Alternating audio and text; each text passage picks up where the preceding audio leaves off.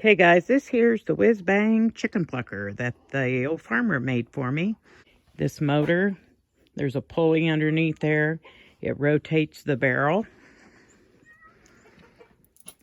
And there's rubber fingers cut a hole in the side.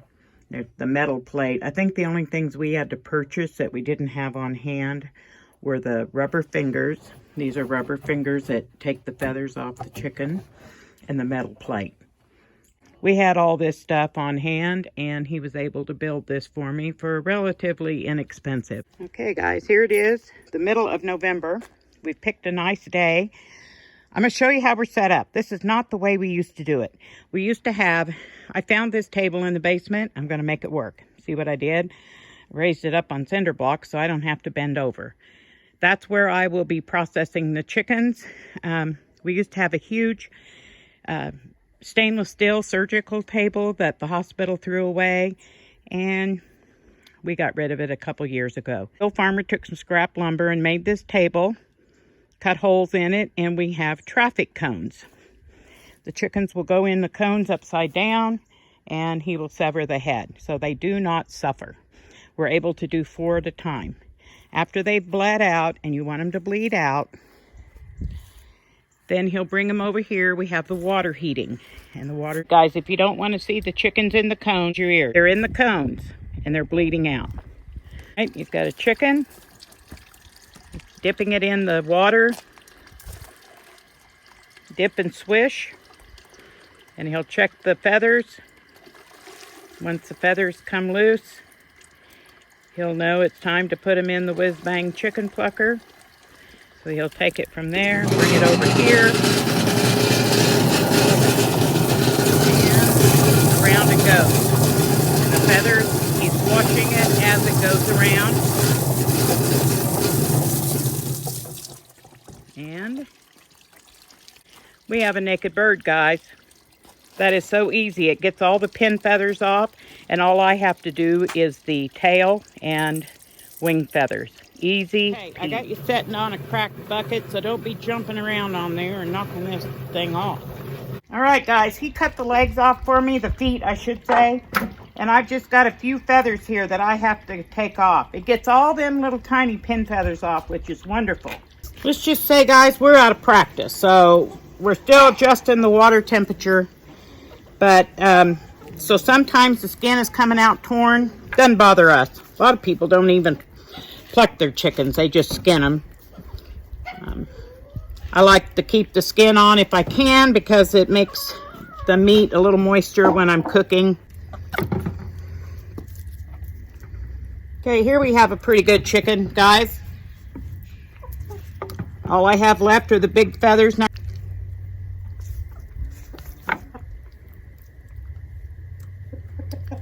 On the tail is an oil gland that you want to make sure you don't cut into that when you remove the tail.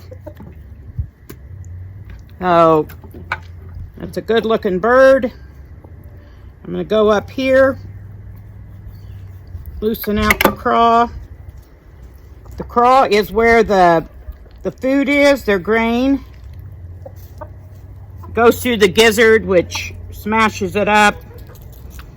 And all I'm going to do with the craw is loosen it. So when I get down to the bottom end, get a hold of the stomach, I can just pull it all in one big swoop. So I got the craw loose. I do have a few feathers stuck on here, but later when I get ready to package these up, I do a final cleaning in the house. And I really get them clean. I'm kind of OCD about that. Okay, I made a little slit. You want to make a tiny little slit so you don't cut the intestines. Then you're going to ruin your meat. And then I just spread it open. Follow your hand up along the top. Get up in there with your 2 fingers.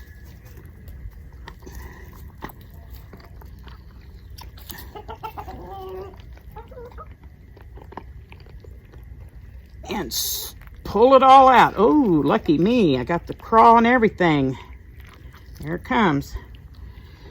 The lungs are kind of set down in the ribs, so you might have to work a little harder to get those out. That's what a lung looks like. There's one on each side. You know what, guys? I've had some kids come out and help do this, and the anatomy that they learn, it's just good old farm kids. They know where their food comes from. Okay, here's the heart. We're going to save the heart.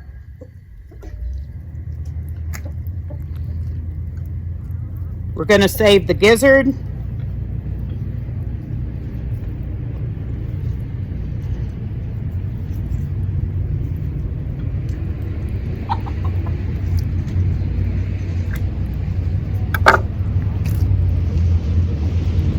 And here's the liver.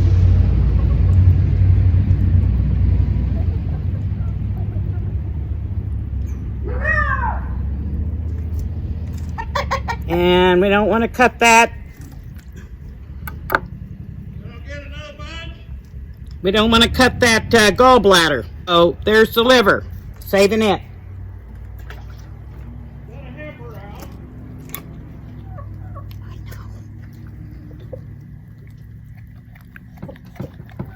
Now I'm going to cut down in here and just cut around so I don't, around the intestines. We'll just say it, around the rectum. And it all goes in the gut bucket. I rinsed it off in the clear water, the clean water, and into the ice bucket it goes. And sorry for the shadowing. It's after dark at 7 p.m. and that's Frankie you hear snarling in the background because somebody just drove in. I don't know. So what I do is they've been on ice, and I like to leave them on ice for several hours, sometimes overnight. And then I bring them in several at a time, and I just clean all the feathers off. I'm really particular, and I want them clean, and I clean them. I go through the inside, make sure the inside's all clean. Once I get the ball rolling, it doesn't take long. So I'm going to continue cleaning chickens, get them ready to go, and next thing we'll do, we're going to package them. Okay, I've got 3 chickens right here. These are shrink wrap bags, and they work really well. I've been very pleased. Oh, you just slip your bird into the bag, and I've got water getting hot, and so I'm going to bag up my birds and get them ready to go, because once you dip them, it goes really fast. All right, guys, I'm back. I've got 10 chickens ready to go, and as soon as I get these all shrink wrapped and trimmed up, they're going down to the freezer, and I'm going to bring up, that'll leave me with 14 yet to go. I put the chicken in the bag, and there's a straw that comes with this particular kind. You put the straw down in to the middle of the chicken, into the cavity. You take a zip tie, and the zip tie goes on. And if you have to put the zip tie on the right way or it doesn't work. So let's try that again. There we go. So I tighten up the zip tie and as snug as I can around the straw. The water needs to be between 170 and 190. And this is just a big old pot of water here. You dip the bag in. You can hear the air coming out the straw. And it's just 5 to 7 seconds. Bring it out.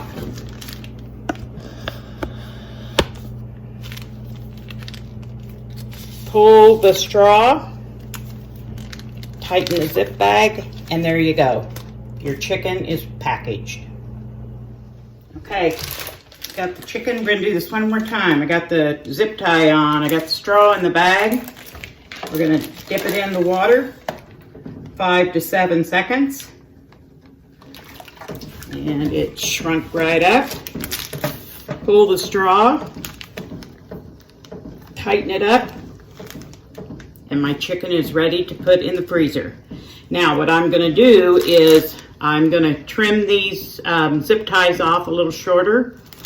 I'll cut down the paper just a bit, and I'm gonna label these with today's date, and they'll go in the freezer. Okay guys, I brought you down to the pantry with me, and here's what I brought down. This basket has the 10 chickens in it. I put this basket on my scale over there. My scale goes to 44 pounds, and it went above that. So, let me set this basket down. Let's get this set up, and let's see what a couple of these chickens weigh. Okay, I got my scale zeroed out.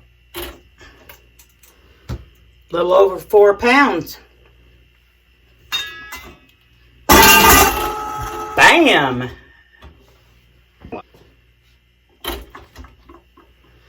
And that one, just under 4 pounds. We'll do one more for good measure. And this one's just right at 4.5 pounds. So, I think we butchered just in time. Guys, looks like that we're just going to call it an average weight of 4 pounds. 7 weeks old, Cornish Rock chickens. You saw we did a weekly update, or I tried to, and I got about a 4-pound fryer here. These birds are fryers, or you can bake them, but these aren't an old hen. These make the best fried chicken. And so that's my plan with this is, you know, a baked chicken or roasted, fried chicken, but this beats store-bought. You can bet. Let me get back to work.